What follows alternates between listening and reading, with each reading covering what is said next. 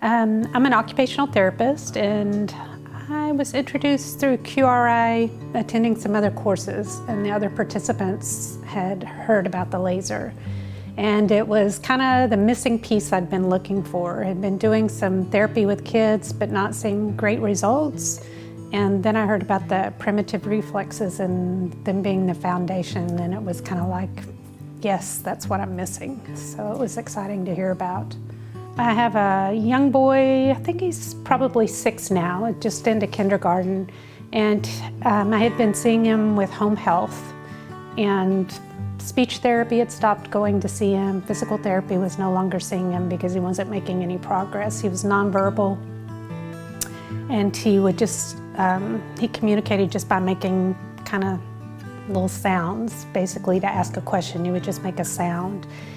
And so I would go see him twice a week, and a lot of tantruming. So very small repertoire of things that we did. I mean, just basically did the same thing repetitively each week. But while we were doing those same things, I would use the laser on him. And then, I can't tell you the time frame, but I would say 6 months to a year, he was beginning to speak. He's bilingual also, and I'm not, so that was pretty amazing. Or he's Spanish, so speech became involved again. I referred him back for speech, and now he's speaking small sentences, but a huge change. And he's walking, and he has not received any more physical therapy, but he's walking wide gait, but still big progress. And I think for me,